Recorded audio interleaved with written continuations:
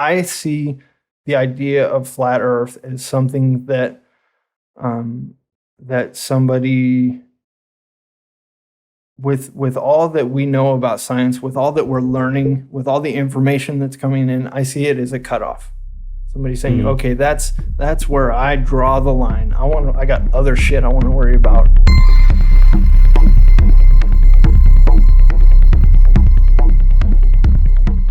All right, welcome to Bearing the How podcast, everybody. This podcast is basically just a podcast where I'm doing my best to explore meaningful ideas as openly and honestly as I can, and trying to, build this community of people that want to do the same thing. Everything is on the table, trying to just keep it balanced and have a meaningful conversation. So thank you for joining us today.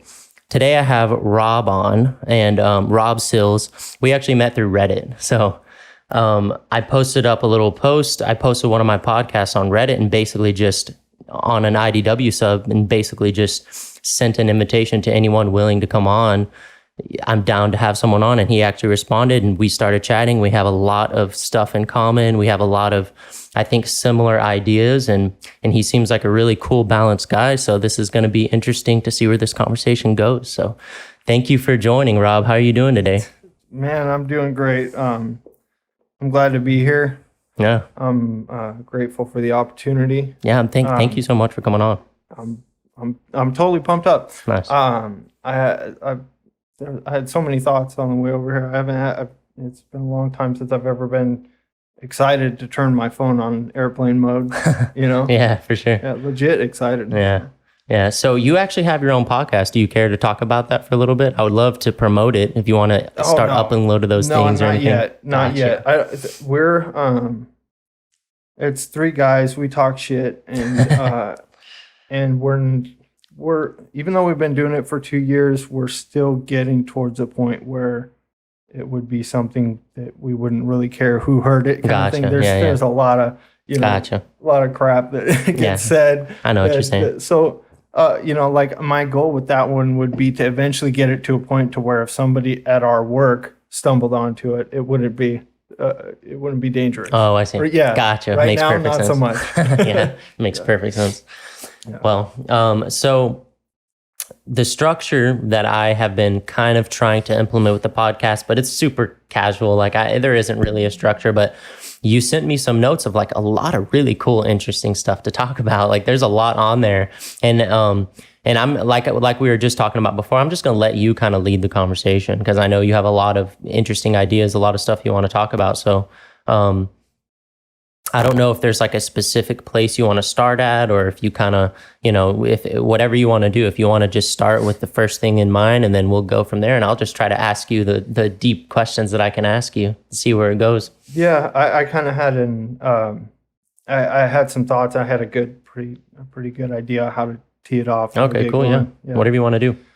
'Cause initially, like you said, I had written some notes and I had an initial game plan of okay, we could discuss this, right? Yeah. And then as we're getting closer to getting together, that all kind of changed. Some other stuff came up in my mind that seemed like it would be more important.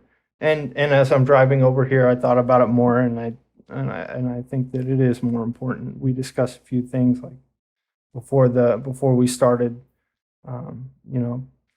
Like we're both interested in spirituality, but there's some topics I think, or there's some stuff that I think that we might get a little bit more out of. Yeah, for sure. We could do another podcast and talk about spirituality another time. So yeah, wherever you want to start, man.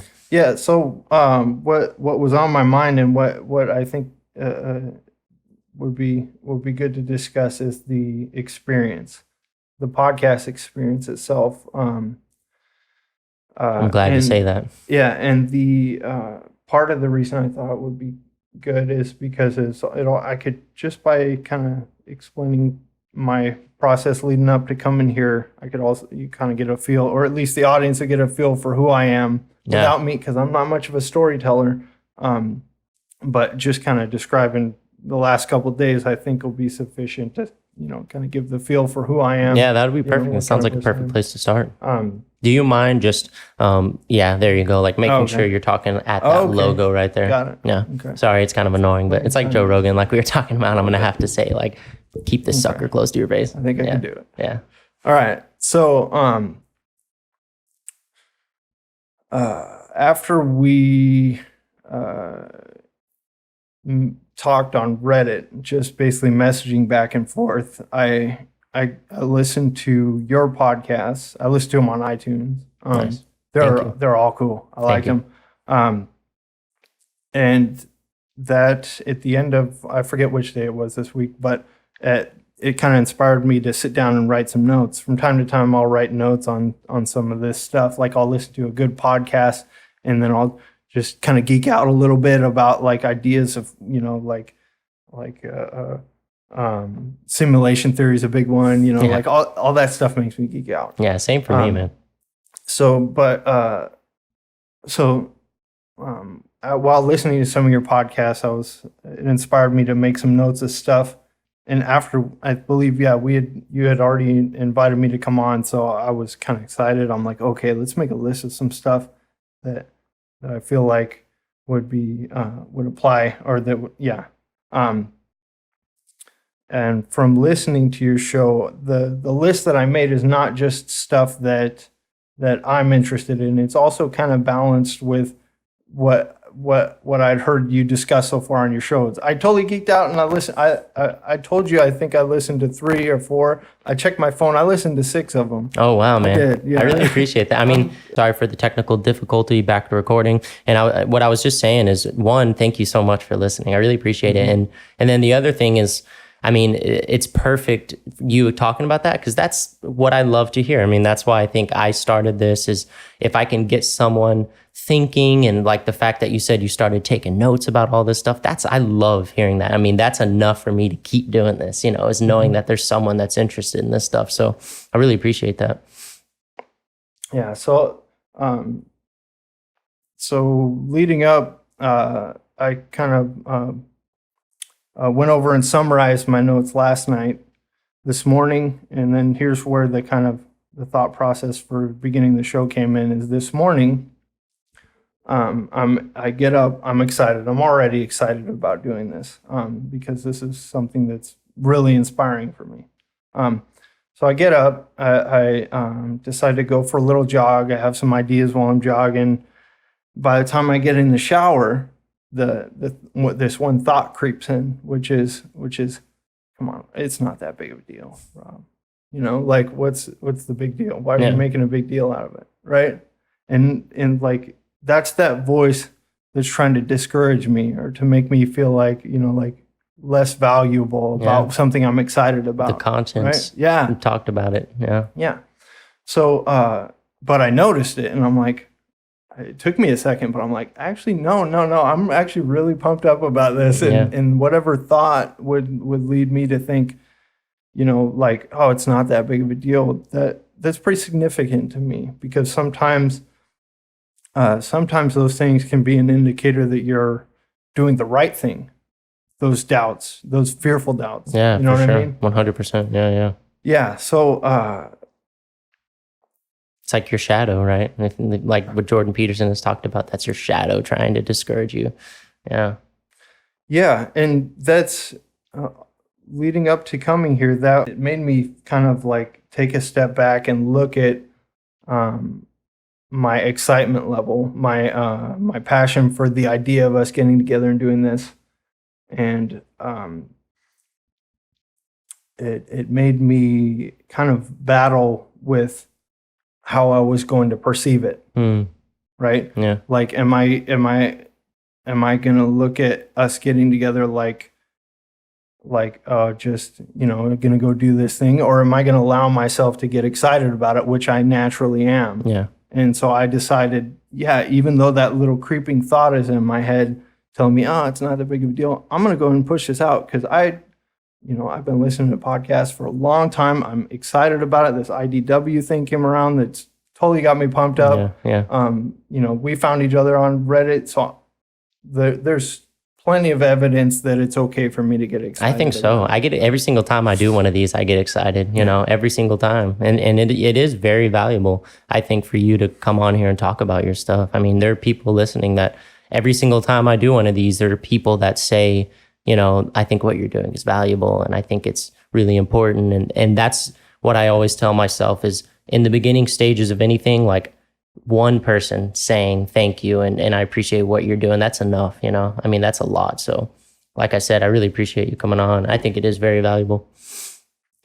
So the ideas that I had for starting off were one to kind of walk through that experience of like that little bit of doubt, and then to kind of tie it into what you're doing, which is as much as I've been inspired about podcasting, and like I even started my own kind of, I wouldn't call it half-assed because we've been consistent, but I haven't really gone the full distance with it. Yeah.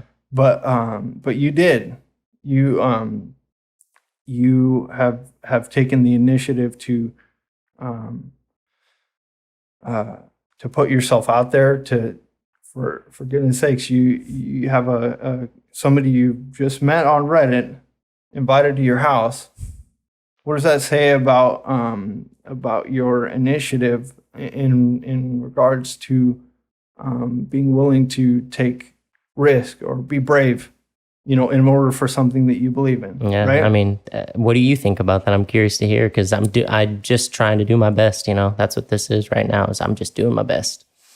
Yeah, well, that's kind of part of the reason I wanted to bring that up is because that's where we both kind of meet and this kind of why I said this kind of will introduce the listeners and you more to me, is that I have that same passion that when politics aside, when I hear people getting together and discussing difficult things to talk about, stuff that that's not so common or maybe not widely accepted, but or as you hear people saying on the other shows plenty of times, working through ideas. Yeah, for sure. Yeah, that inspires me. So when I see that you are not only putting yourself out there, but willing to, risk might be a strong word, but definitely, like take risks, meet new people, like, put yourself out there. Yeah, I know what you mean. Yeah. It was very scary in the beginning. Like it's scary, like it just, I think it's a big part of, I think it is a big part of doing anything like this, is you kind of have to push through that fear and just do it and be willing to put yourself out there, which is why I really admired you coming on, because it's the same thing for you. I mean, we met on Reddit, like you said, and it's a risk for you to come on here and start putting yourself out there. And I think that's a huge step to take with doing anything like this. So I think it's awesome for sure. And I'm with you. I mean, talking about these ideas, like having the intellectual journey is what people would say, very passionate about it. So definitely with you there. Did you want to jump into like any specific topics that you had written down in the notes, or you want to like what I'm noticing? I know there's still plenty to talk about on that subject. Yeah. And I'd like to get into more of that. But I am noticing that one little epiphany is there's it's a lot. I lose my train of thought a lot more than I would have expected that I would have. You know what I mean? Here's another. Okay, so that brings me back to another topic in that same thread is the tendency leading up to something like this to want to speculate as to how the conversation's going to go. Yeah. Which is also to do with the conversations themselves. When I was in the shower, the tendency, as with anybody in the shower, is to think about, I'm about to have a conversation. I might say this, and here's how the other person might react. And what I noticed is I noticed myself feeling strongly that I wanted to try to avoid that. partially out of respect for the opportunity for what you're doing from listening to your previous shows and stuff, and towards anticipation of actually having the conversation. I had the feeling that if I try to picture what you're going to say, then I might ruin certain paths of conversation by trying to cut a pathway before it even exists or happens. But, that didn't stop me from thinking about things I might want to discuss. But I did notice that I did a pretty good job with myself of not trying to speculate. Oh, here's what he might say if I bring up this or that's hard to do. I have I go through the same thing when I start with any conversation with anyone, and I think it's important to try not to speculate. Like I was saying it too, I think whatever you want to talk about, man, like anything is on the table. So we have no idea where it could lead, but anything you want to talk about is totally down on the table, no rules, no limits. So yeah, I'll do my best to just ask you honest questions.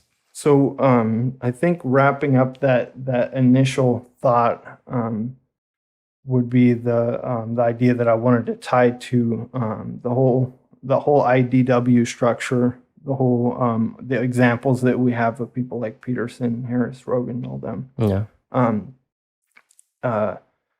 About having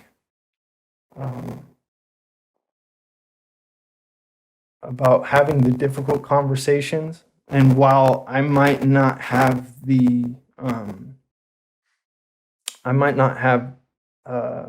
any new ideas to bring, that experience that I'm kind of describing leading up to it is an example of putting it into action. Yeah, for sure. Right? 100%. So and like I was saying, one of the reasons I don't have much of a story to tell the audience or you much about my life is there's not, I'm a unique person. I have a lot of really cool personality traits, experience, and all that, but I don't have a crazy story, But I do have passion for things like this, and for sure.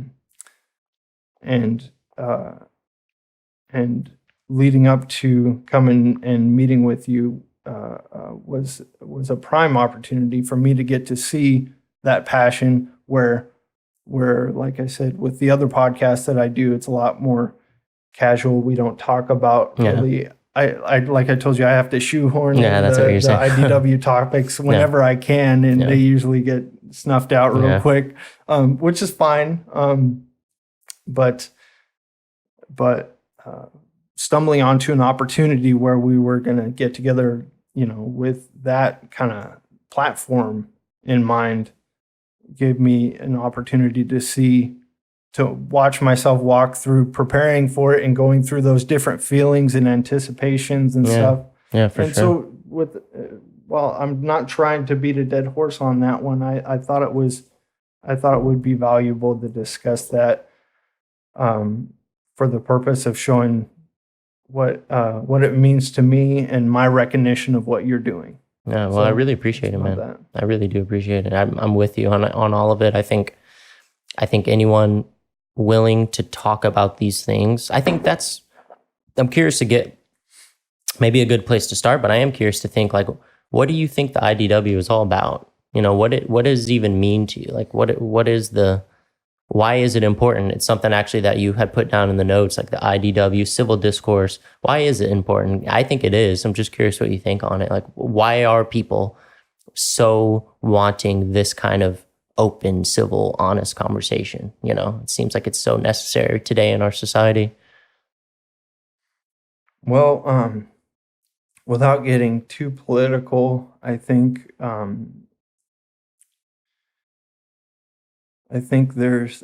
people generally, a lot of smart people generally recognize the idea that that we live in a time where we're able to discuss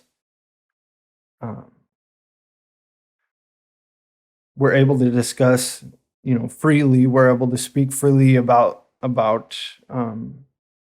differences of opinion on pretty major topics that affect our daily lives, whether they be political, spiritual, or what have you. my understanding is that while everybody probably deep down understands the importance of being able to have those conversations, I think a certain group of people have a sensitivity towards towards guarding that that the ability or the rights and opportunities that we have to have those conversations. Yeah, for sure. And so while one group might be fighting really hard to protect people's feelings, rightfully, right, might be fighting for other people's rights so that, to protect people. There's another side that says, well, if you go too far in trying to protect people's feelings, then you could you could lose freedom. Yeah. Right? Yeah, for sure. I agree with that 100%. And that's where it's surprising to find people aligning on that from such different political, Exactly. they're so polar opposites, but they're aligning. Yeah, I think it is.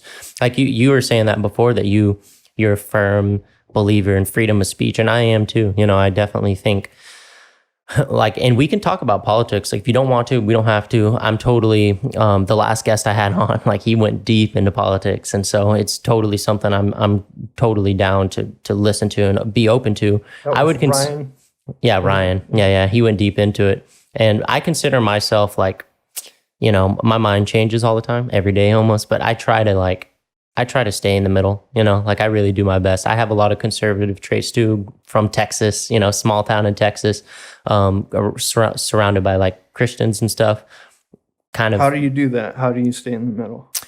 I guess I consciously, it's funny because a big part of it is making the conscious decision to not allow myself to attach to certain ideologies. The moment I feel like I'm trying to attach to this idea, I consciously do my best to be aware of that and say, oh, wait a minute, Cole, you're starting to attach to this. You got to kind of detach. And a good way to do that is look to the other side, explore the opposite. And I do that.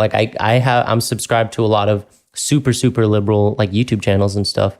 And it's funny because, all right, guys, we are back. I'm going to just say this. I've said it on other episodes that I have this issue with cracking. So if I'll just be pausing it and apologizing for it as we go. But what were we talking about? I was just saying that, I'm subscribed to a lot of really liberal channels, and I explore all these ideas, and it's I forgot who said this. I don't remember who said this, but someone was saying, if you find yourself to be very conservative, read a super liberal book.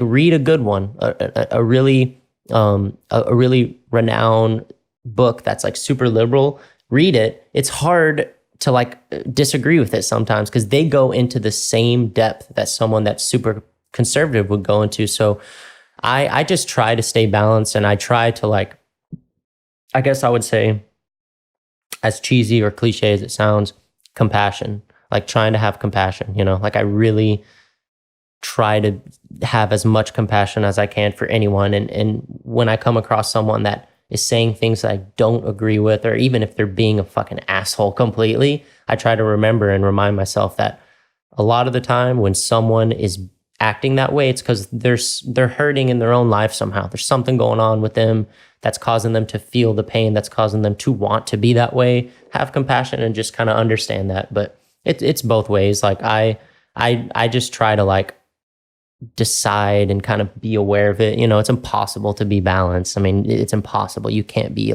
completely balanced. There's certain things, but just being aware that I believe it isn't healthy to be unbalanced, to be completely on one side or completely on the other side. I think it's not healthy. I think you got to kind of have that balance. So what were we saying? I'm sorry. No, I can go off on these tangents. No, we're all good. I would point something out that an area where I stand pretty firmly is that I think it's important to, at least for the time being and for this foreseeable future, to have the outstandings on each side. Yeah. And it's never going to not be there. Yeah. People are always going to be like that. If you wouldn't have had a civil rights movement without people on the far edge of there. You're making a really good point. Yeah. That's a good point. So I have a lot I have reverence towards the people in the same thread that you're talking about, keeping balanced. I have respect and reverence towards the people who I might not agree with, who I might see as going overboard. I try to maintain the understanding that without those people on whichever side on the out, we might fall off a balance. I mean, that's a really, really good point, actually. I think that's a really good point that not only is it impossible, there's always going to be people like on the edge pushing it, but it is very true that in order to like innovate and expand, you do have to go out to the edge, right? Like the whole chaos and order thing, like Jordan Peterson always talks about, maybe the people that are extreme leftists that a lot of people in the IDW would disagree with. Some of those people are pushing the boundaries and opening up doors and stuff, which is very important. It's a very good point. Yeah, I think the response to want to put up a guard and be defensive against that is totally justified because of the platforms that exist. Yeah, very true. Because of the time we're in, whereas 30 years ago it might not have been so much of a danger, whereas now we don't know if in the next 10 years voting is going to change over to a computer, and the people who are most proficient on the computer are going to have the most influence. We don't know where all that's going. So I think people are they're in the right place to feel like wanting to defend the balance, right? Whether or not they know that's what they're doing. I think, I lost that last. No, it's I think fine. it's pretty fun watching myself lose trains of thought, but it's totally fine, dude. That's one like thing about doing this kind of podcast that I think is valuable is we're being real. We're being real, like we're being honest and real. We're not gonna like try to cut it and make it some perfect little molded thing. We're just being honest and real. So, but I agree with you. It definitely. I think it's important. Like, I think I was just thinking this as you were saying that. I'm curious to get your opinion on it, but, like, it's almost like just having the understanding of I lost my train of thought too just now. I think like I think part of it is not hating the other side, right? Like that seems to me like to be a pretty big problem with all this polarization, is that it makes sense. There are going to be people that are extreme on both sides. There's going to be people wanting to defend the balance. There's going to be people wanting to defend their side. But it seems like where I feel like the problem starts to come is when they start hating the other person.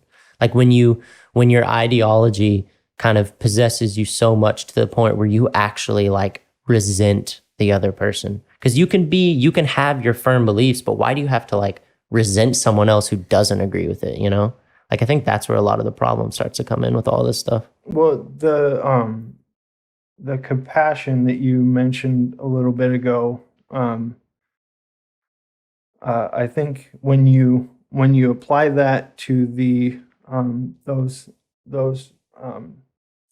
extreme cases, right? You find that some of those voices that might be the loudest voices and the most passionate, sometimes ridiculous, but they might also have locked onto a purpose that requires tunnel vision. Right. Yeah, it's very true. like on both sides. When you're and I'll try to play devil's advocate, which is what my hero Rogan does all the time. Yeah, for sure. Let's say that you are in the position where you feel like, somebody of the LGBT community should be able to, walk through life without being noticed as different, right? Yeah.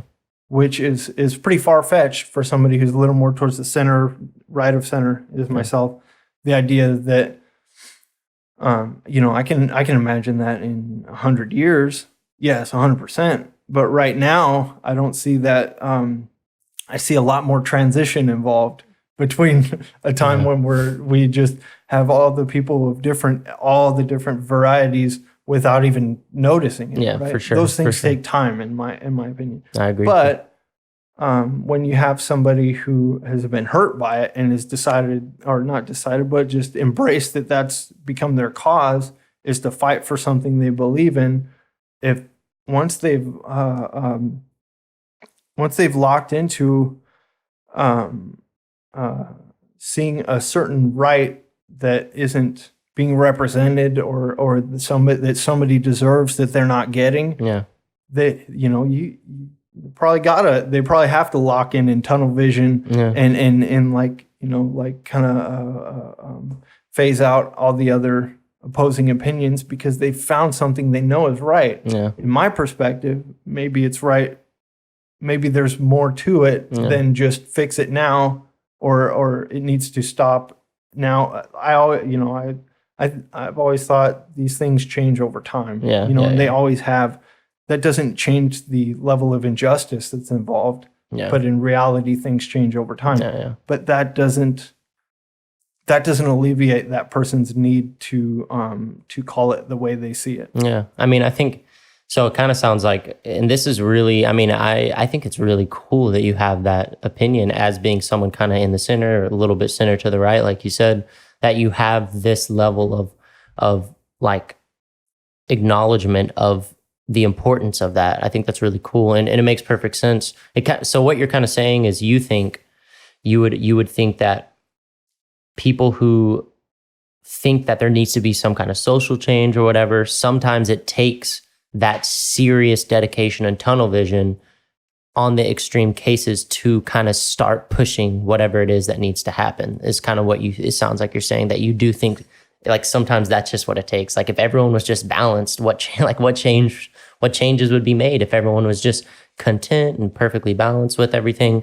Things would be pretty stagnant, so it does take that. So that makes sense. I guess I would still ask, or I would still wonder, even with that, I still feel like there needs to be more compassion on both sides. As fucking cliche or whatever, hippy dippy that sounds, it's just something that watching and listening to all the IDW stuff, even like Jordan Peterson sometimes, and some of the people that I admire so much, I feel like there's going to be people that they will never resonate with, people that will never even give Jordan Peterson the time of day because of how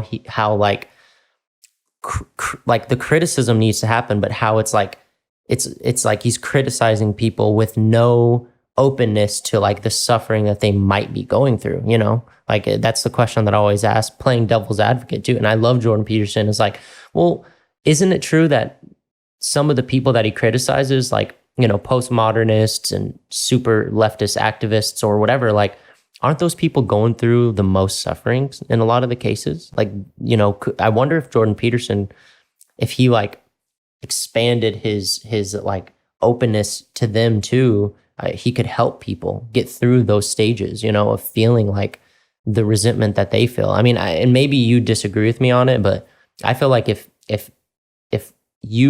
someone has resent for someone else, it's because they are hurting in some way, I believe that from things that I've gone through and situations I've been in, and just kind of, the spiritual part of myself, you could say, is I believe that when someone can have hatred for someone else, it's because there's something going on in them, and that maybe sounds like an insanely optimistic and hippy dippy thing, but I always wonder that, I wonder what it could be like if there was even more. I mean, it's almost like Jesus Christ level, stuff, Jesus, that's what he did. He was compassion to every single person, even the people that hated him, and, ultimate compassion, something I've talked about in other podcasts. But anyway, I'm just curious. That's kind of the pushback that I always have is I always think there's room for more openness, or however you want to put it, you know?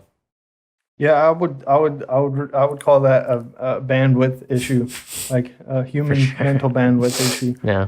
Somebody like Peterson, as much as he's an expert in his understandings in his endeavors, he's also human, right? Yeah. And he, just like the people that I was discussing a minute ago, has found something that affected him, that gave him an opportunity to stand up and fight for something that he really believes in. Yeah. By with the tools that he has. Yeah. Right. You take a guy like that, and so when you ask, could he stand to afford more compassion and more experience or more connection with people who might disagree with him? Of course. But and I don't want anyone to think that I'm like hating on Jordan Peterson. I fucking love him. He like saved my life. So, that he could totally do that, but I don't think I would say it's a bandwidth issue. That makes sense. Yeah, it's like, would it even do anything really at this point if he did that? He might be also extremely effective in those endeavors, but I think the crowd, or the fan base of people who have shown that they've been helped by him would push back, probably. Yeah, for sure. If they notice that. Yeah, right? that's it's like when you find somebody who's an expert in something that you're passionate about, you want them to do their best to manifest it. Yeah, it's a good way to put it, for sure. Yeah, I agree with that. What do you mind me asking, like, have you listened to like a ton of Jordan Peterson stuff? Have you like really delved into? Okay, cool. I do the same thing with everybody. Gotcha. When I found Rogan, I listened to all his stuff, and I still do, all the podcasts. But then going into older stuff like Alan Watts recordings, I've listened to hundreds and hundreds of hours of his stuff. Nice. Terrence McKenna. I went back and listened to Timothy Leary. Nice. And what I noticed is that with the way that I do it, which is like listen, I kind of binge, over time. I'll geek out on it for a period, and then I notice, and this is where that bandwidth idea comes from, is you listen to somebody for long enough, you realize that they do have a path. You know what I mean? That's more narrow than, I wouldn't call it narrow, but it's narrow like everything else in the world is. Yeah. So you listen to enough of anybody, and you come to a point where you realize, wait, I think I've heard just about everything. Yeah. Yeah, for sure. Not by any means saying that I've learned everything they have to teach. Yeah.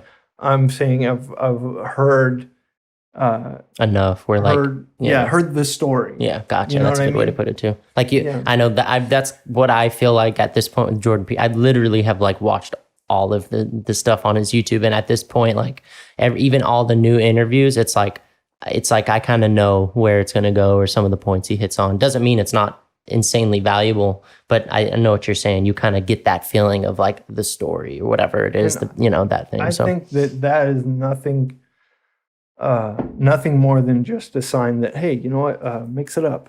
Yeah. Oh yeah. You know what I mean? For sure. Because I have the habit of when I find somebody that I really like, just to bury it, doing tons of it. That's why I like Joe Rogan's podcast so much. Like, I think that's why he has like the most badass podcast, is because he like mixes it up every time. It's like he doesn't have, it seems to me that, and I haven't listened to all of Joe Rogan, but like he doesn't have an agenda really. He just like talks to someone and interviews them, and it's just an insanely vast like audience of people and different guests. So that's kind of part of what I'm aiming at with this podcast. Like we talked a lot bit of it. I admire that format and want to go that route with this. Like hopefully mix it up, like you said. Like I definitely want to keep going down that path with it. I'm just curious to ask you, like this just popped in my mind, but did you see the video of like the guy jumping up on stage with Jordan Peterson? He was at like, very interesting. You know, I don't know. I'm just curious. You should watch it, but it's like, he was doing a talk and it was at a Liberty, I forgot what it was called, but Liberty University, which is, I think, like a Christian university.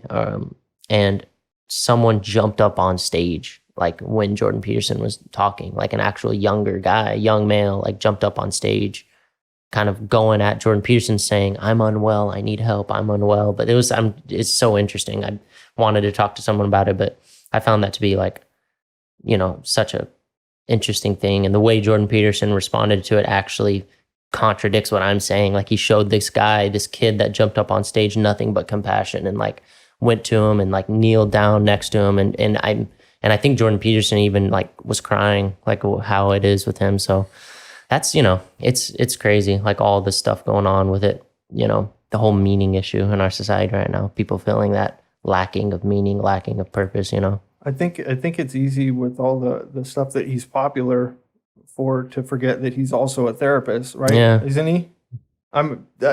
Clinical therapist. Yes.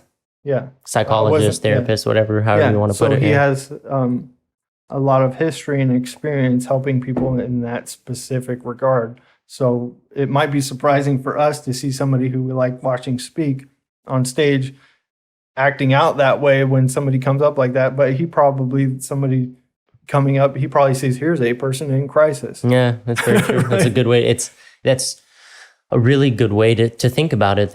And I think it was like, it's you know, it's just, I just, all the criticisms have been against Jordan Peterson just baffle me. It's like, you know, I'm sure you kind of feel the same. You know, I'm not sure where you stand exactly with Jordan Peterson, but like, you know, we don't have to talk about, I always end up talking about Jordan Peterson on podcasts, but like the amount of people that just do not seem like they have any true understanding of what he's like doing or talking about, you know, like they just criticize him and don't seem to see like that he's really trying to just do good and help, which is what I believe. It's my opinion. You know, you could probably formulate some other opinion, but I really feel like he's just trying to do his best to help people with this meaning crisis right now in our society. You said that he specifically helped you.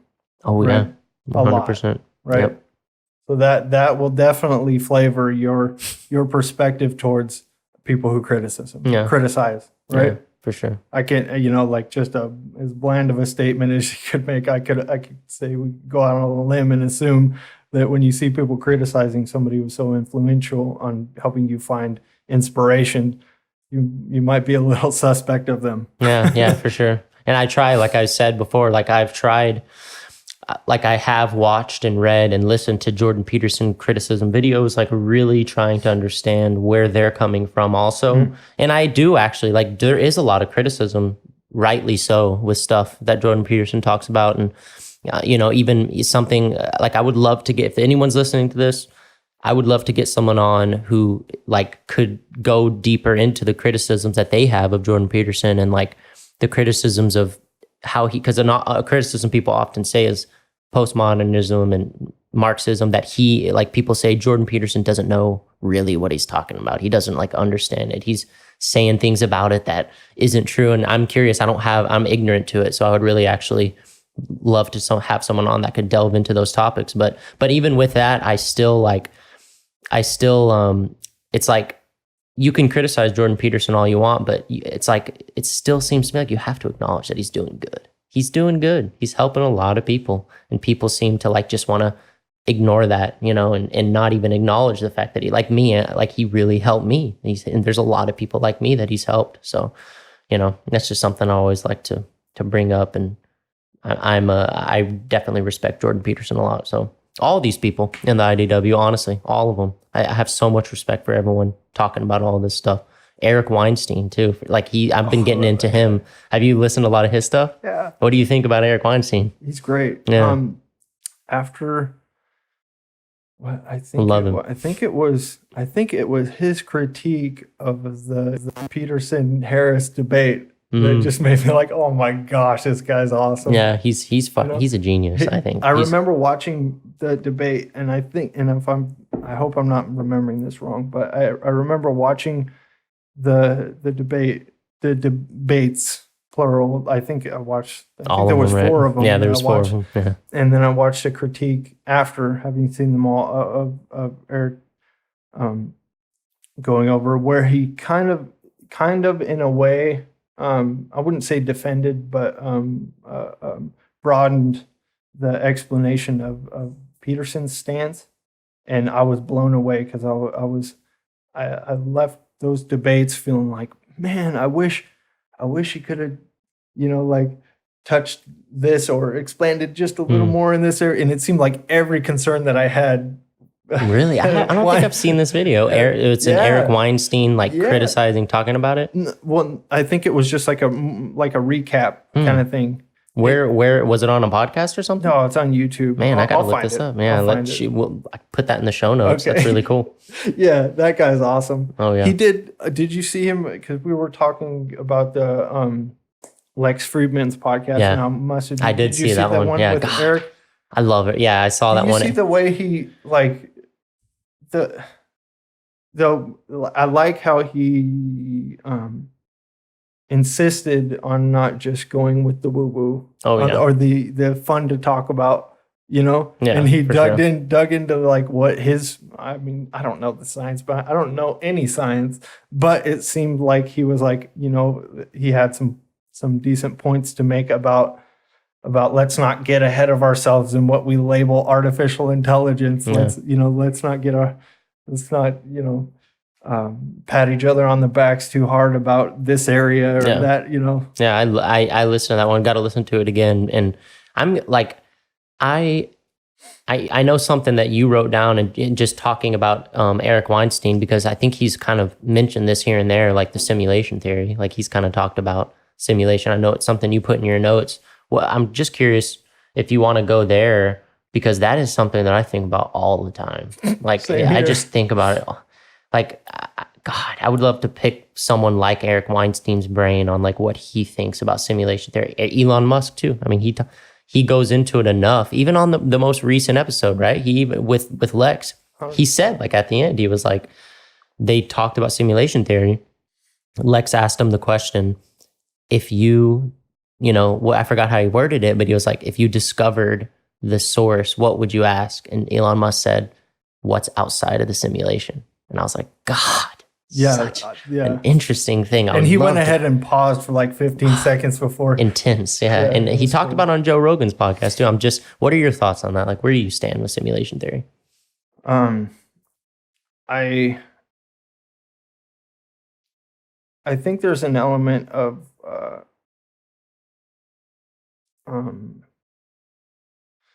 I've debated a little bit on Reddit. I love debating with people on Reddit about that stuff, because there's so many intelligent people out there who like, and sometimes I like stirring the pot a little bit or pushing buttons, because you get super intelligent people giving you, their experience, their knowledge, right? Just dumping it out. Yeah, for sure. Whether they're slinging it at you and calling you an idiot, a lot of times they got good information. Yeah. It's a good platform for that. That's why I use it to like post podcast episodes and stuff. It's been awesome. Definitely. So, the other day I was kind of going back and forth with this one guy about simulation theory, and I don't remember exactly what he said, but he set me back regarding it was something along the lines of testability science. And here's what it did for me was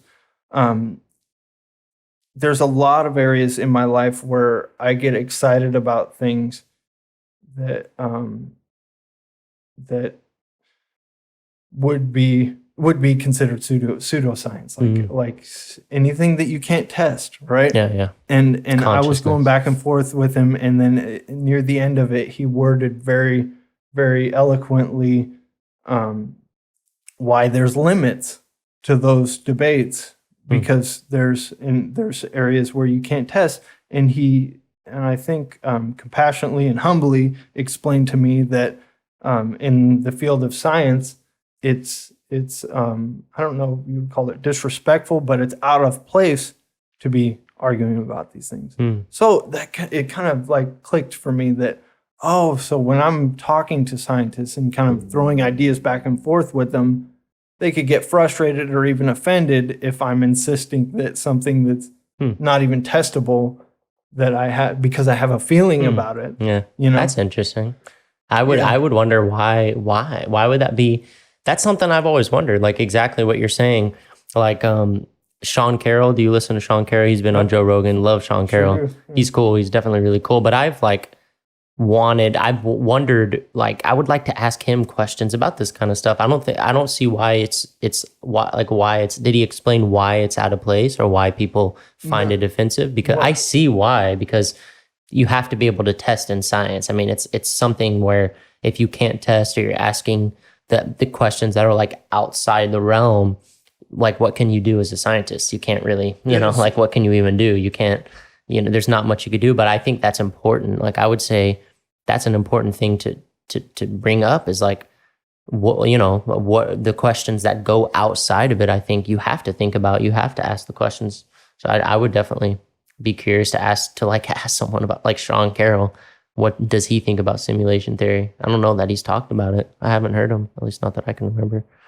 But I think I've heard him. I think I've heard it mentioned. Oh, really cool. I think I remember a guest he had on where they kind of, or it might have just been no, it wasn't simulation theory. It was multi-worlds. Gotcha. Oh yeah. He's definitely talked about that quite a bit.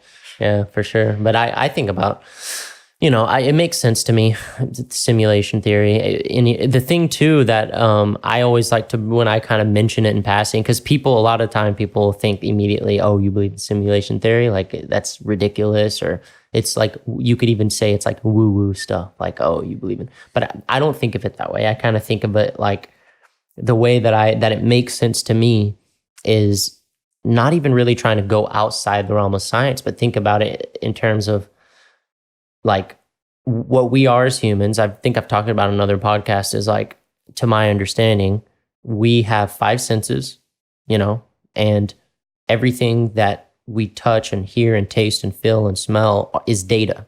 So it's data, and we are interpreting all this data with our 5 senses and interpreting it in such a way where we form our own subjective story that can help us move through life. What the fuck is the difference between that and a video game? Like that's what a simulation is. It's interpreting data and turning it into a story. So, you know, that's where I start when I'm thinking about the theory is like, well, you know, it makes sense that everything is just data. I mean, you know, everything is data. Light is data. An electron is literally, literally an electron is a cloud of probability. Like there isn't an electron. It's only there when you observe it. And other than that, it's just this cloud of fucking data. So that's where I think about it. Like it just makes sense in terms of like kind of even keeping it scientific. But I could, you know, I'm not knowledgeable enough to like really go into it. I have a feeling that the scientist types, and I think this would include Sam Harris. I have a feeling that while they might not explicitly say it, I think they have a sense of slippery slope when it comes to those things. Yeah. Well, okay, if I go out on a limb for this, then I'm going to start going out on a limb for all sorts of crazy shit. Yeah, right? That's true. So it's a problem. As being in that field and being taught and refined as an expert of working out problems in the ways that they do. Yeah. They've probably developed a reaction, defense mechanisms, all that stuff against things that they're unable to test. Yeah. Right? Yeah, for sure. Yeah. So that's that, and I think that applies for I think that There's applies so much for stuff, right?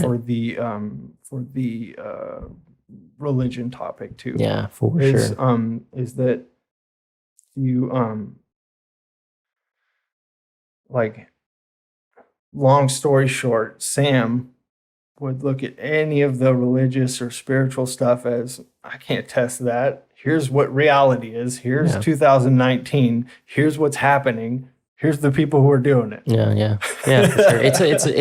It is like a slippery slope because, you know, it's frustrating it's very frustrating for me to listen at the same time that it's highly engaging and interesting. And like, I'm the type of person that likes to think about this kind of shit. I like to think about stuff that you can't test. I mean, I'm just, and you know, I like, it's frustrating because like, what are you going to do? You can't test it. There aren't the answers, but it feels like it needs to be discussed, which is why I think that the Peterson and Sam Harris debates were so popular, because they kind of like went down that route, they definitely started pushing those two different opinions. But it is kind of frustrating, you know, just how can we approach these topics more without immediately like pushing back or being closed-minded about it. You know, I would be so curious to have someone like Jordan Peterson talk to, like, I mean, I don't know, someone like Sean Carroll about religion too. I think that would be such an interesting conversation. Do you know where Sean Carroll stands and all that stuff? I've only listened to like his Joe Rogan and then some of his podcasts. Oh, I've caught a tone of him. I've caught his reaction towards spiritual or anything in that realm. I think and I don't know for sure, but I feel like he sits more on the atheist side. Yeah, I would think so too. It makes sense. So that I'm kind of motivated to jump into one of the topics, which is morphic resonance. Are you familiar with it? I mean, I looked it up a little bit as we were talking about it, but just go into it. I'm curious. Yeah, okay. Well, it's this guy Rupert Sheldrake. Yeah. He put some work into the theory that it's along the lines of collective consciousness, where there's the tests that were done. I think it was rats or something like that. They did this. They had an idea of, let's test rats on one side of one side of the planet going through a maze, and as they learn to do better, let's see if rats on the other side of the planet are also better, just because the thing had been learned, just because the experience had occurred. Wow. Is there a connection? Wow. Right? Yeah, that's very interesting. That's the idea of morphic resonance. He also cites things like the idea of that sense of when somebody's staring at the back of your neck, or there's another one about the dog that freaks out, is caught on camera freaking out the second that their owner decides to come home or something like that. So again, with the science, like anybody who's a legit scientist is gonna like that shit's not testable, you know, like, or show me some tests, show me some this, right? They're not going to be interested in having the debate about something that nobody has already been really inspired to like officially do all the tests on, right? So just talking about it is kind of rings in bullshit to them, right? Yeah. Well, I mean, that sounds, I got to look into that. But the whole idea of the collective unconscious is always something super interesting, like, you know, even from like a psychological standpoint. But what did the test find about the rats? Like, what did it end up saying? They totally learned, if rats on this side of the planet learn a trick, it is immediately thereafter easier for the rats on this side. That's crazy, man. That's wild. Did it say what's the theory behind why? Oh, I don't think there's a damn bit of theory behind why. I think it was more. This is one of those situations where he's more a proponent of, you know, like, why the fuck aren't more people putting in money to testing this? Gotcha. Right. Yeah. Whereas there's, you know, like, whether it be, you know, capitalism or you know, like our what do you call it? Our society might not see the benefit. Yeah. And what's the immediate turnaround on that, right?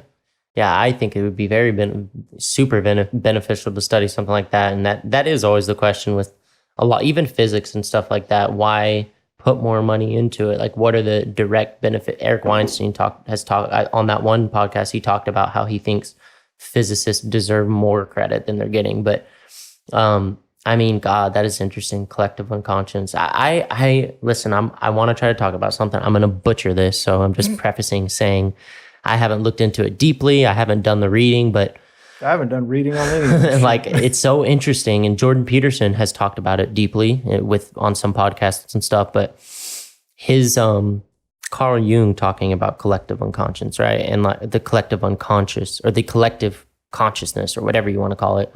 Right.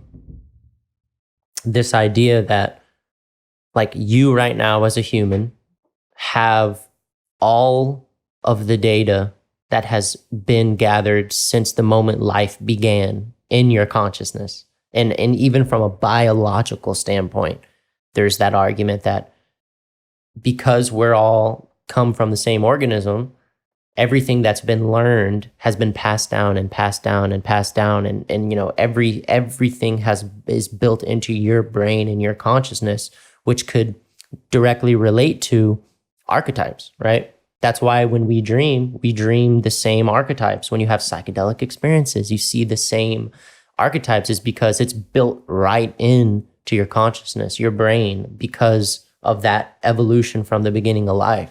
And that is like just such a wild thing to think about, because you could almost like like the whole idea of like psychedelic experiences. I'm not sure if you are interested in that and get into that type of stuff, but like DMT, right? When you do, Joe Rogan talks about it all the time, like DMT, you shoot out of your body and you go talk to these beings, and so many people have like the exact same experience, and people want to say, well, that's God, that is, you're connecting to the spirit.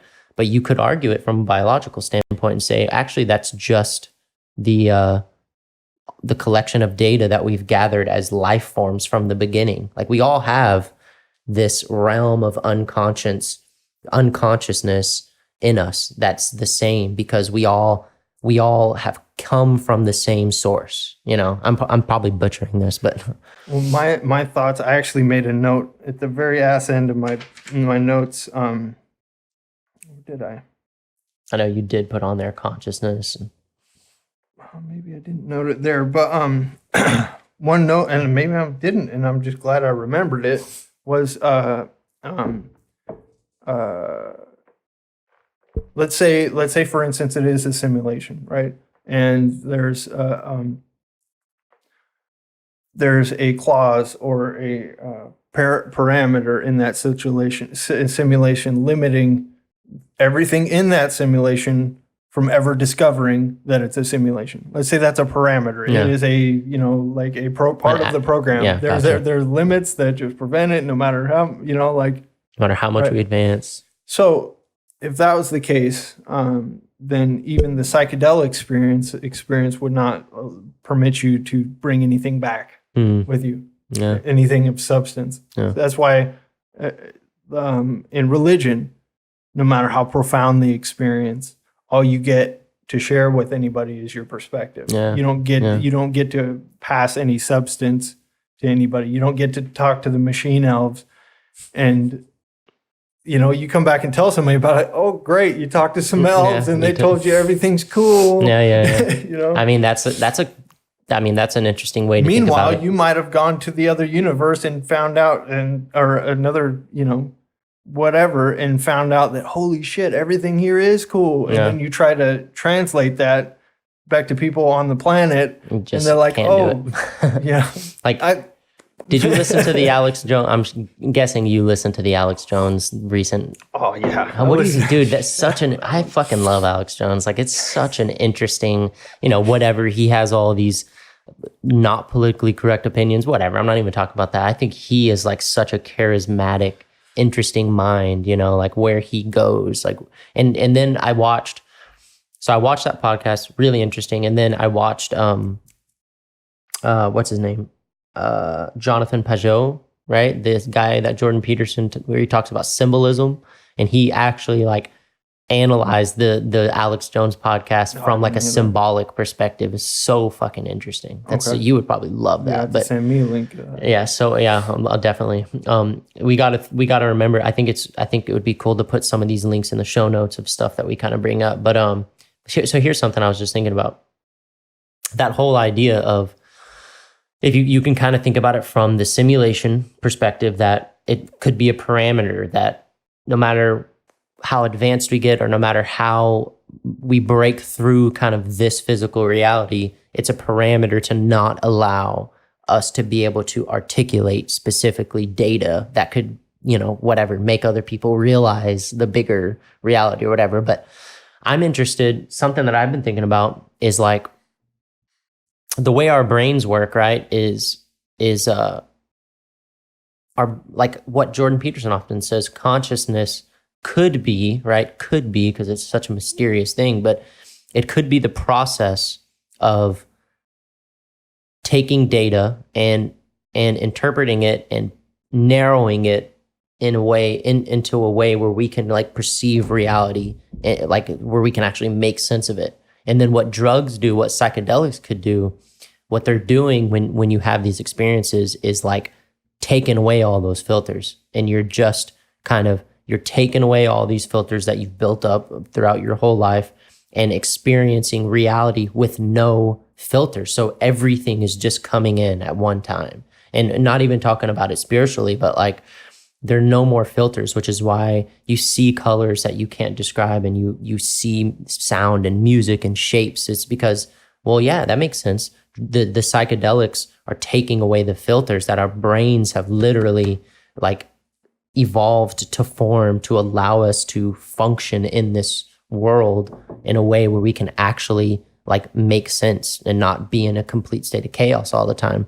And I'm curious, like I've been thinking about that a lot, that, well, that, that makes perfect sense. Like you can almost explain away the religious aspects of psychedelics and stuff if you think about it in that way, that if that's what consciousness is, then the psychedelics are kind of taking away. Because some people have said in the past, psychedelics are actually putting things, like they're putting more things into your brain or into your consciousness, but then some other people say no, it's taking it all away. Either way, it's so interesting to think about that. But it's something I've been thinking about, that could be what all those religious experiences are, is just no filters. Yeah, I think in a sober person is prepared for any of life's uh, um, activity or experiences, right? Let's say you're sober and a car crash happens in front of you, right? You are available to walk up and see, oh, can I help somebody out? If you're on acid, you're like, whoa, Yeah. right? Yeah, it's So great. while the filter, it might be taking a filter away, there's a time and a place, right? So we just happen to be in a society where we just recently experienced a major drug war, right? Yeah. Which, has its purposes, went overboard, definitely. It could be argued that it needs to end altogether. There's all sorts of different points of views on it. But because of our recent history, we've fallen into a narrative where we have to look at those experiences as bad, when in reality it's not an on or off thing. If you're just walking out like a normal human every day, you want to be available for for normal life experiences, helping somebody, being mentally available for any sort of demanding situation in life, which the work life, there's demanding situations all over the place. Sure. But what are your thoughts? Sorry to interrupt you, but no. Before I forget, what are your thoughts on like psilocybin mushrooms? Like, do you think that it should be legal? Ultimately, yes. The timing of it could be figured out by more intelligent people than me, because I don't know. I don't know how much of what makes our society work so well, what makes us such a productive country, right? I don't know how much of that is, whether or not it's a great structure, but how much of it is dependent on that structure, right? Yeah. You know, that regardless of whether or not it's a good thing that we have those systems in place, they could still be stabilizing the system. You know what I mean? Makes perfect sense. So it's I think that that what we're seeing happen with the MAPS, the multiple disciplinary, or what is it, multiple association drugs, something. You've heard of it? No, I haven't. Those are the people who are pushing really hard towards the studies of those MDMA, psilocybin, and towards medical uses for those. I think I've heard someone like Tim Ferriss or someone who's into that talk about it. Right? Yeah, they're one of the major proponents. Crowdfunding money towards doing the study, the phase 1, phase 2 trials and stuff like that. So I think the trajectory towards aiming at helping disabilities like veterans with PTSD, depressed people and stuff like that, I think regardless of whether or not the drug war was a good or a bad thing, I would naturally lean towards horrible. It's a horrible thing, but I'm not that really educated on it. But so by my feelings when I see them working towards making it something that could help out people with PTSD, with depression, anxiety, stuff like that, I see that as I don't see any argument against that. Right? Yeah. I don't see any possible way of saying that could be anything but a benefit to our society. Yeah, I would agree with that. I'm always like baffled by people who think even like marijuana should be completely illegal. Like I'm always like, what? Why? What is the thought process behind that? Like, if it's really helping someone and it seems like it's really beneficial, like you're saying, I get it. There needs to be rules and some kind of regulation on it. But I was bringing that up because I just listened to Joe Rogan. I forgot the guy's name, the guy that wrote the book on psychedelics, and they had you probably watched it. It was the guy that is a journalist that he's written books on like certain food and stuff like that. And then he wrote a book on psychedelics, and I thought it was so interesting, like the depth that he went into with psilocybin, and he even took psilocybin like to study and have the experiences. Is something I've always been like really, really interested in. Why, like what that psychedelics experience is, why it is beneficial to people like with post-traumatic stress and all that kind of stuff. It's so interesting. I've never done it myself, so I have that. I'm so curious about it. Definitely want to do it at some point in my life and experience it. But I think, I think it probably should be legal with regulation, like anything else. I'm sorry I interrupted you. What were you about to go into? I have no idea. God. But on that train of thought, one of my I've said plenty of times over the years that regarding weed and the legalization, that man, when I was 18, 20 years old, if it had been legal, I would have saved so much money. I would have saved a couple of trips to jail because I didn't pay tickets. Gotcha. There's so much trouble that I went through. A lot of people like that. Like feeling like I'm, checking over my shoulder for cops over something like weed. Yeah. There's a lot of that involved to it. That's completely ridiculous. Yeah. Now, like the opposite side of that spectrum, do they legalize it all? That's something for smarter people like to know. What was it? Johann Hari. Did you ever listen to him? He was the one who talked about treating addiction treatment and how in some countries they're implementing these treatment methods where they're making it completely legal, like heroin or whatever. They're taking people addicted to heroin and they're giving them free heroin, and these people, instead of just doing the whole junkie thing what we would expect them to do, they're leveling out and seeking help in a lot of cases. Now, would that happen in the United States? Who knows? Yeah. Right? We do have such a problem here, the opioid problem. It's curious, like how the hell, and I think personally, that problem ties into this whole meaning problem that's going on in our society. You know, I definitely think this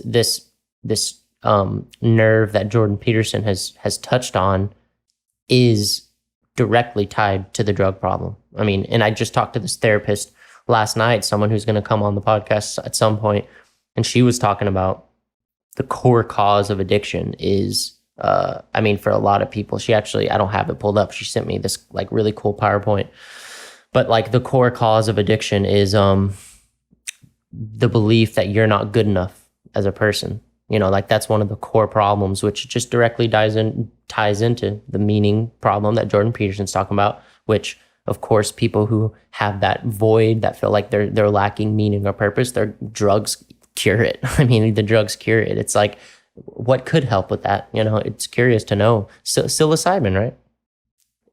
Don't the studies show like it really helps with addiction insanely? Like it really helps really well with addiction. It's you know, it's really crazy to know like how these things would play out, you know? Yeah, I'm tempted to say that, or to refer to the time and the place that we live in, right? The setting of 2019 in United States of America, while those things, meaning might be the direct source and of these depression and self-medication and abuse and all these things, right?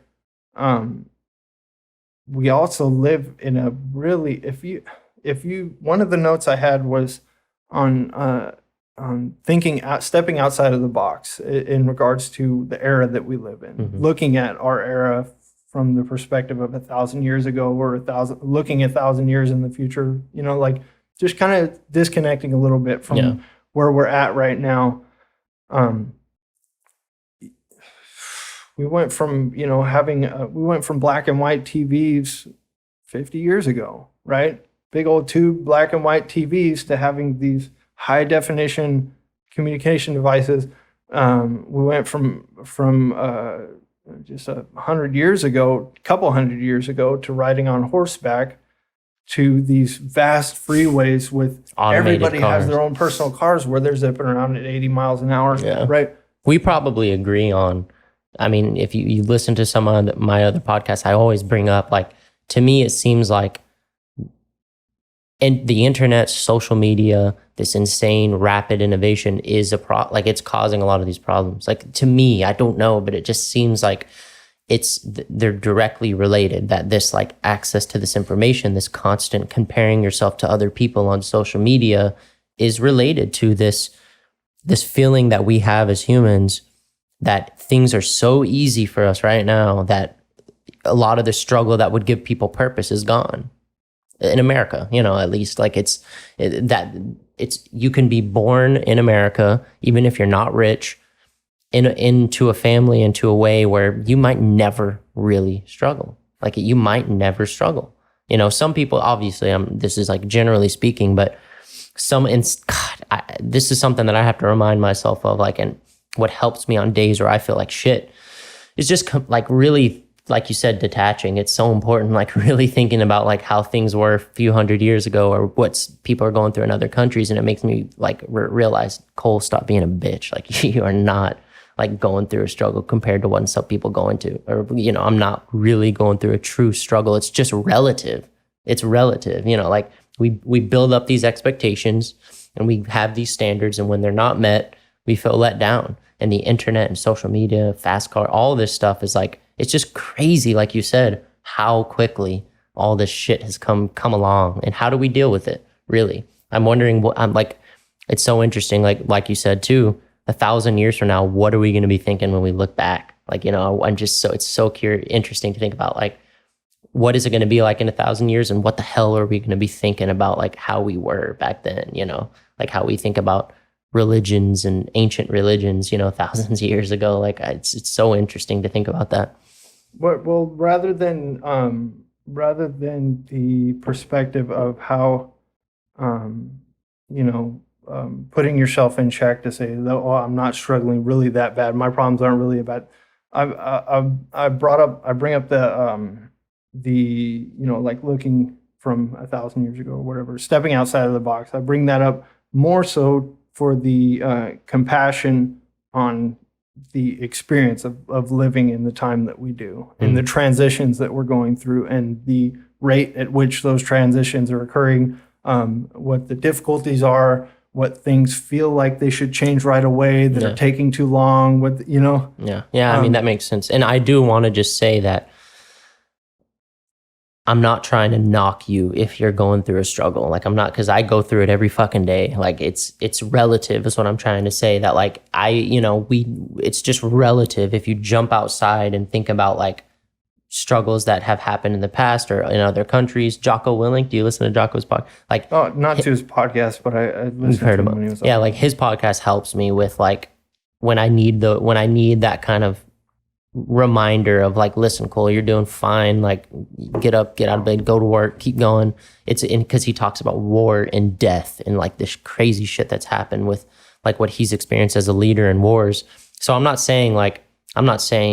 trying to knock you if you're going through a struggle at your job or whatever. I'm just saying it's relative. And sometimes it helps a lot to detach and look at your life and think about it and try to detach and be objective. And it can help remind you that like, okay, listen, you can do this. You've done it a million times. You can get through the day. And there's things happening around the world that are just like, just so much worse that you should be appreciative of, that you have this life, So, but that makes perfect sense what you're saying, that at the same time, this insane rapid innovation is fucking crazy. Like, how do you cope with it? That's kind of why that's kind of where I'm meaning to apply that more, rather than on the individual level. When we look at the situations that we're in, applying that compassion and looking at something like,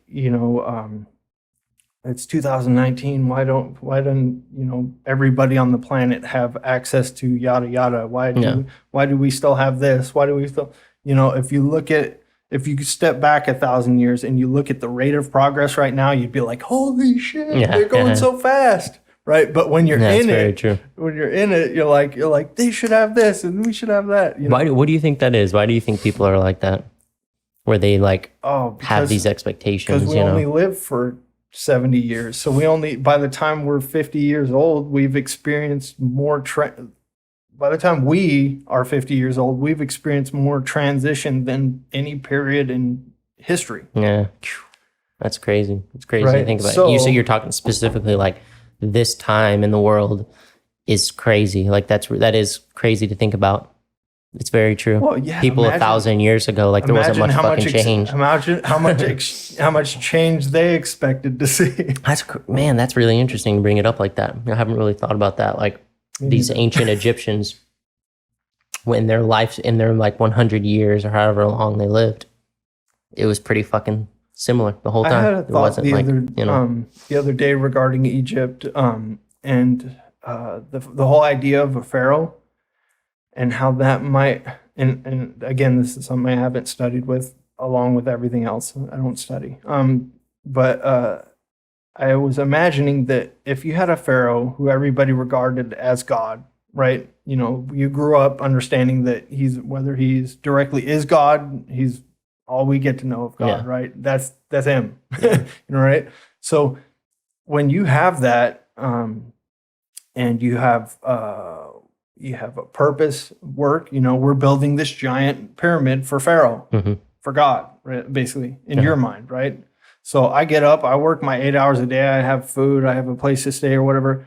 That's, as Peterson would say, that's meeting, right? You got plenty of meeting. So you might be less apt to worry about what's, radical change. Or the fact that you're not able to run your own society, right? They probably had that probably,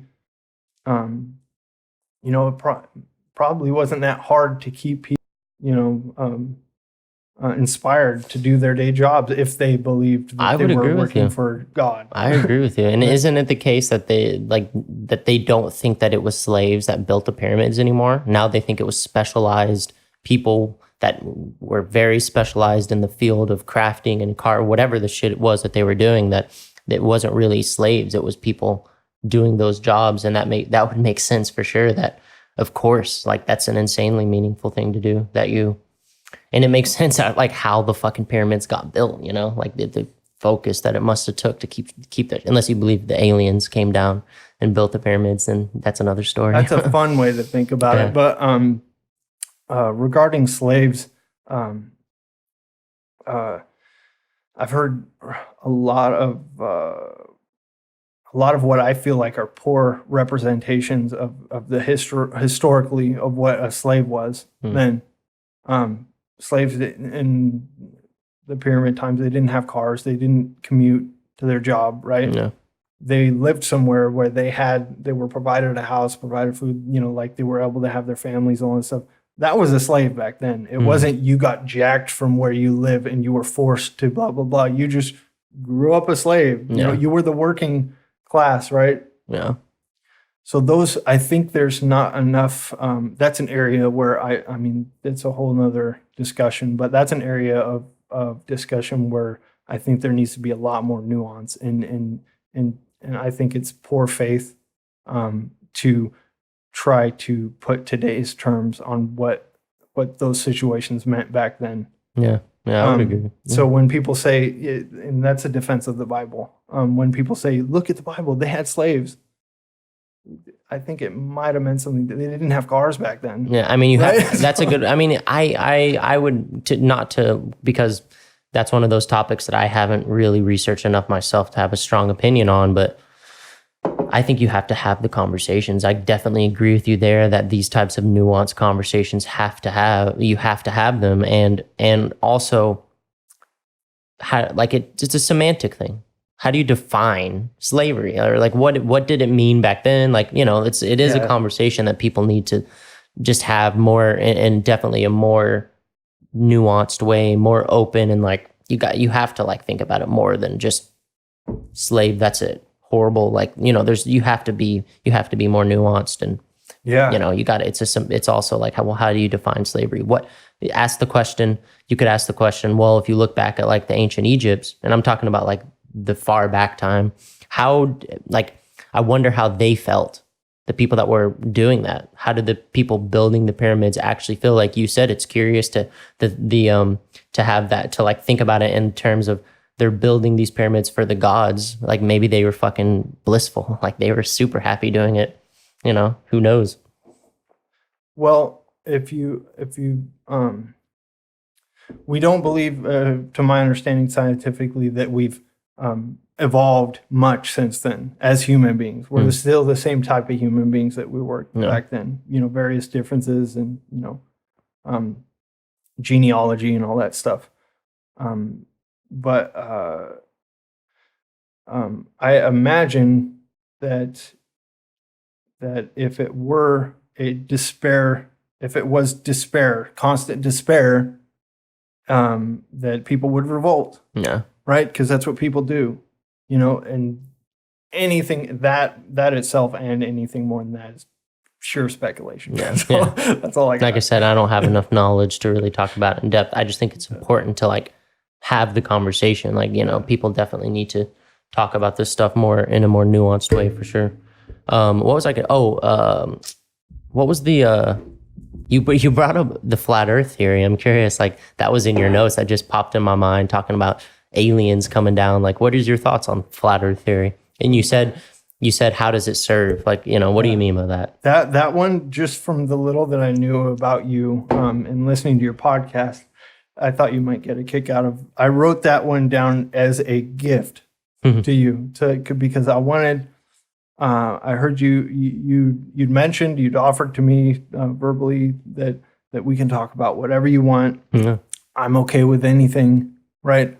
I heard you say that before on your podcast, and I thought, well, here's an opportunity to throw something out there and let him walk through it. Yeah. Right? Like not like in the way of like put your money where your mouth is, but just because I just from listening to you as little as I did, I believed that you were open-minded and willing to discuss whatever.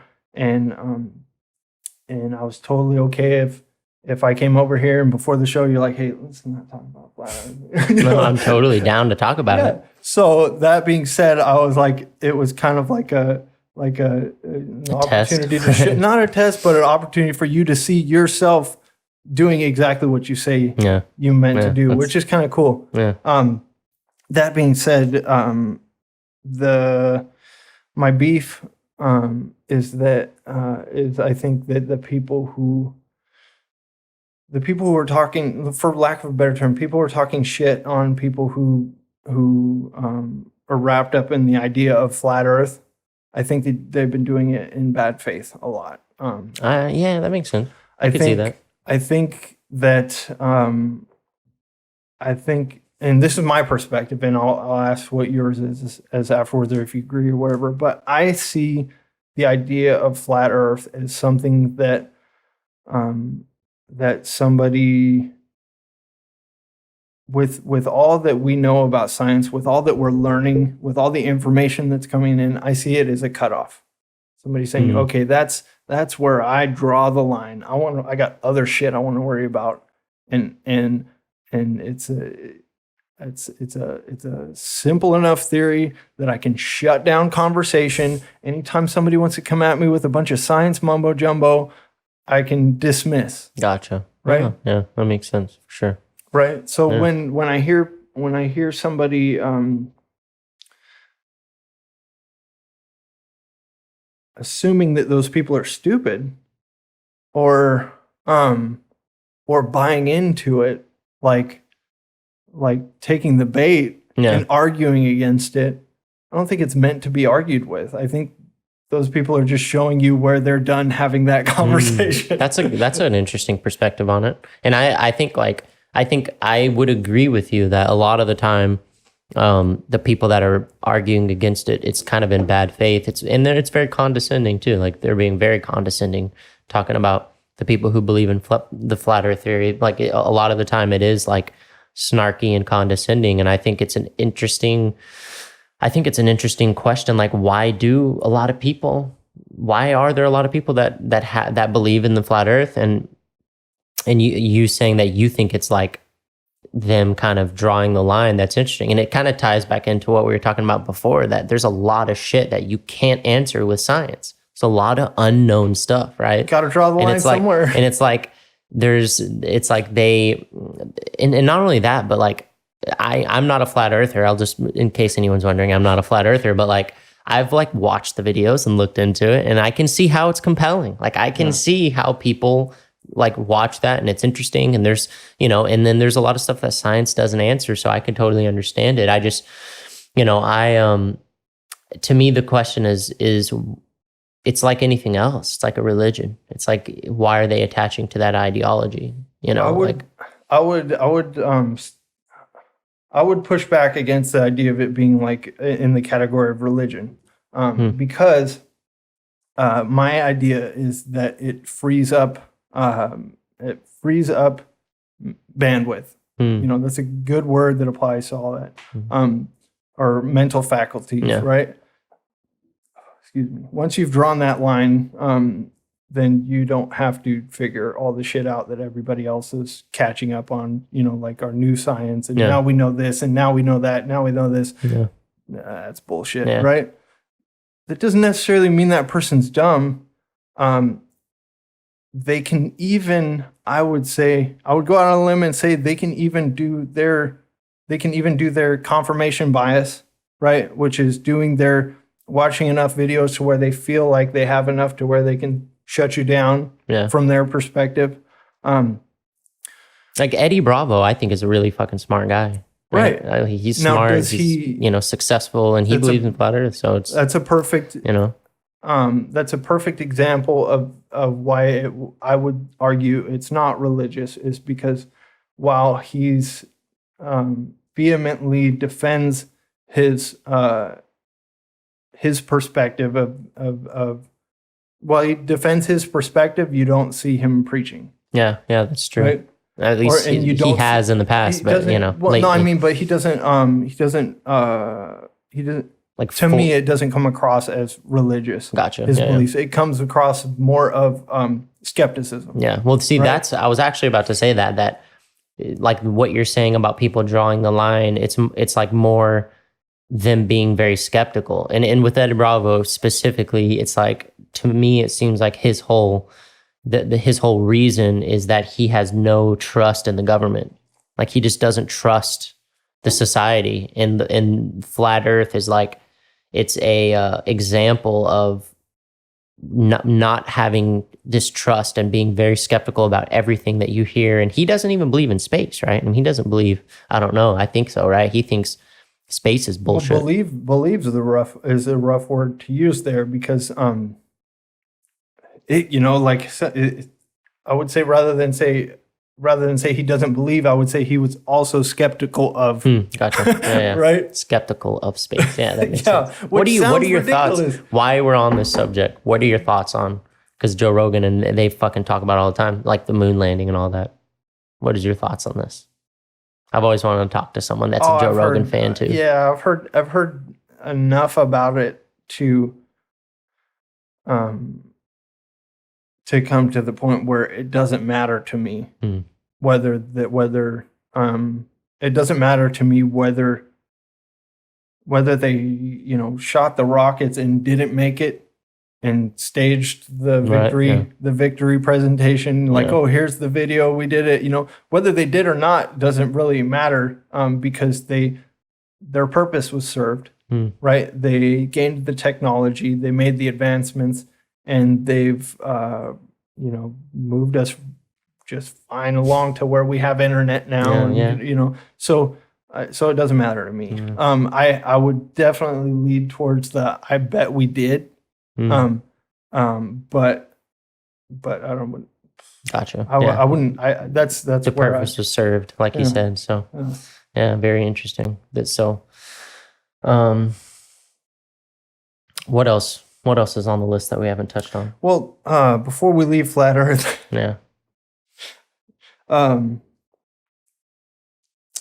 I think one of the reasons I wanted to bring that up is because I think, and not that we need to really cover much of this right now, but I think for further discussions and also one of the things areas of nuance that I don't think exists enough in a lot of the conversations that we hear is how that type of person and that action of embracing something like flat Earth, the effect that has, the purpose that serves for that person of allowing them to free up all this other bandwidth of their life because I'm the coolest this in town, or I'm the biggest, toughest guy, and I'm also an expert on flat Earth, and everybody else is bullshit. Like I get to live that person gets to live that life, right?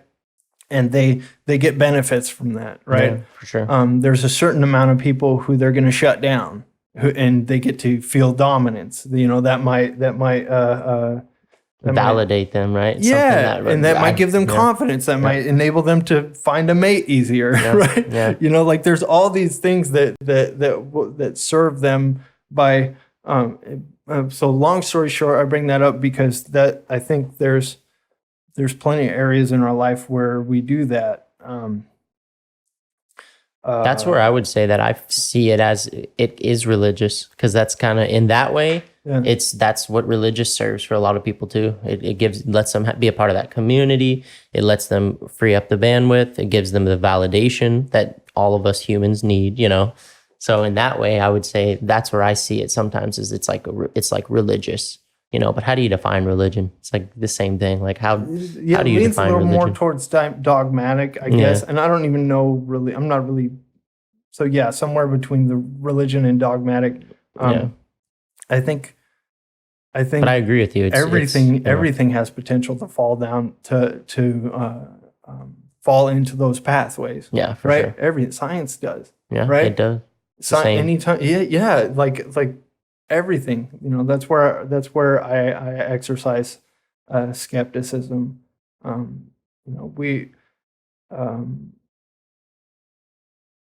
There's a threshold, because anytime you're not open-minded, then you then you set yourself up to be doing that, right? So if you feel like you know enough science to where, nobody can, I don't need to discuss, your ideas or whatever, because I know enough. Yeah. Like whatever you think might be the case is bullshit. I know enough. You can do that with science. You can do that with religion. You can do that with all sorts of skepticisms and all that stuff. It doesn't matter how intelligent or much you can get religious about anything. Yeah, that's a right? really good point. What did you think? I think you watched the episode with Chris, and he's in one of these episodes, and that's like 2 podcast episodes ago or something. He talked about every single belief system has to have faith, which is a little bit goes into what you're saying. What do you think about that? That like not religious belief systems, but every single belief system at some point you have to have faith, to be able to align yourself with its science. I mean, they're, even in science. Yeah, I would boil that down all the way down to its core and say I have to have faith that I'm not dreaming this situation right now, right? That this is not an illusion, right? So it all boils down to, like it's, every step of the way, I would say 100% yes. If somebody told you they discovered, a new planet and you saw a picture of it, you also have to have faith that their camera was operating correctly or that their science is on, everything requires you accepting the evidence as valid. Yeah. Right? Yeah, for sure. I think I would agree with you though, that flat earth, anything like that, I see where it can be valuable to some people. I definitely see that. And I think what you said about, it's like what you're saying is still being open-minded though, it's definitely an issue that a lot of people have, is attaching to the ideology, even if it's beneficial and it's helping you, but they're being closed-minded, which sets you up for failure at some point, Yeah, and that's why I mentioned, and I didn't really expand more on that threshold, is that the opposite side of that is that, you might be, there's a cost and benefit to everything, right? Like with, I don't know how that would apply to religion. A real quick example would be if I successfully teach my society, my children, my children's children, that there's a ghost that will come and kill you if you don't wash your hands, right?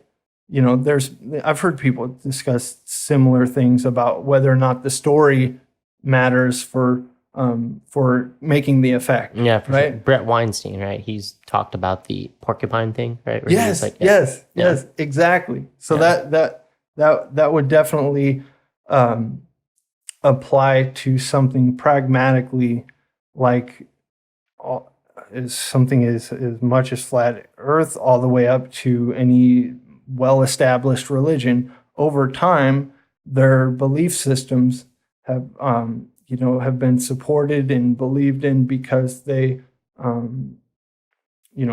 aside from their spiritual belief in a connection to God and divine inspiration, they also provide a structure that they believe will sustain over long periods of time. Yeah, that's a good way to... Flat Earth, I don't know about that one.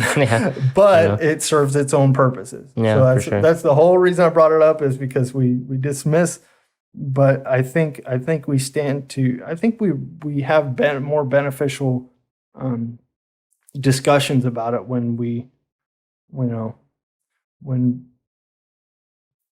can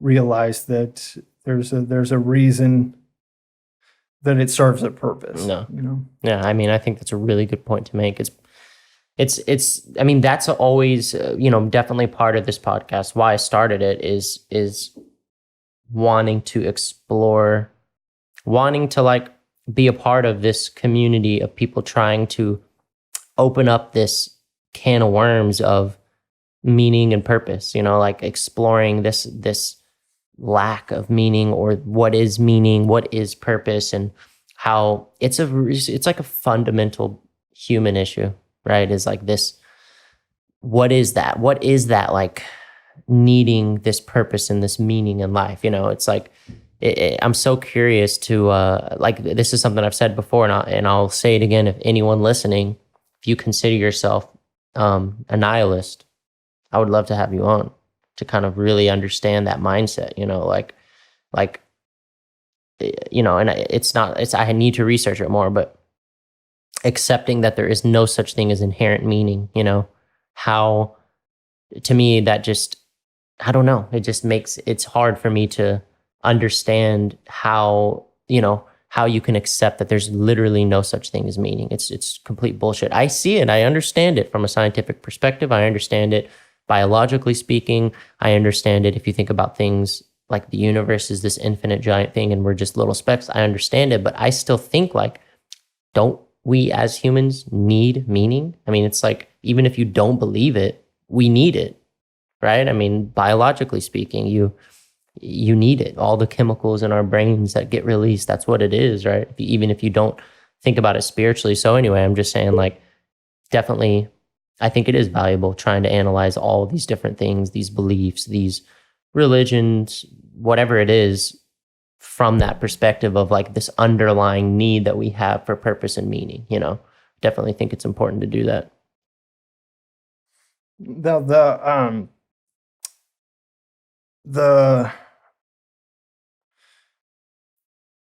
The people who would hold those extreme views in that respect of something like nihilism, or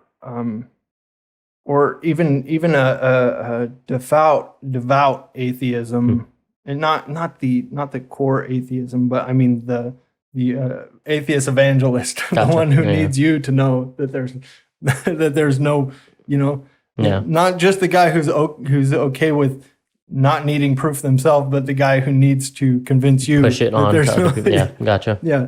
Not that there's an overabundance of those, but I think everybody, I don't think everybody needs to have that nuance, like inherently. I don't think it's I don't think it's a fault if the, you know, like these conversations are happening, or if people are espousing those opinions, because like we were saying about the activists and stuff, there needs to be people on those, you know, and we can't expect everybody to have nuance, you know, like that's part of what we get to do, is have the conversations that the people who've, you know, devoted so much of their energy, we get to have those offshoot, take things in a different direction, or touch the areas we feel like they're not covering, you know. And in regard to going back to that morphic resonance, one of the reasons I get so excited about got so excited about getting together, doing this, seeing your platform, and having just a feeling like, oh, that looks like it could do some cool stuff, is because we do live in a time where we're I mean, we could be hundreds of years, but seemingly we're right around the corner from something like artificial general intelligence, on the level that could, you know, go through a database of every podcast ever, absorb all that information, and have some real crazy answers to all the questions that we have, right? Very true. So by that respect, when I think about, not only is there the possibility that us having this conversation on this side of the planet could be furthering the conversation on other sides of the planet, just by the fact that we're having it and putting in the energy and putting out the effort, but there's also the aspect that technology happens to be advancing at the same time at a rate that's ridiculous, so that we get to see, you know, it's almost like we're just so beneficial. It's so beneficial that we get to have both of those aspects on our side for things that we're excited about, like regarding the future. Yeah. And I know you would agree with me on 100%. that. It's just a really good way to put it. I mean, 100% I would agree with that for sure.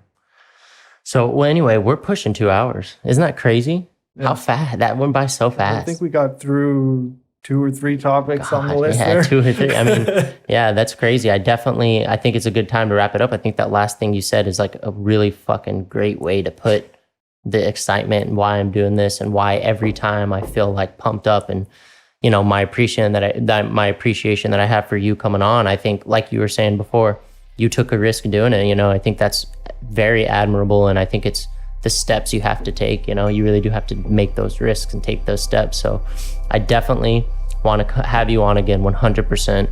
We'll get a more defined list next time and try to stick to some better topics. And then also, I would love to talk to you about spirituality. You know, I definitely think that would be a really awesome conversation to have. So I really appreciate it, Rob, man. I really appreciate you coming on. Thanks for the opportunity. Thank you so much, man. We'll do this again for sure. Sounds good. Thank you, man. All right.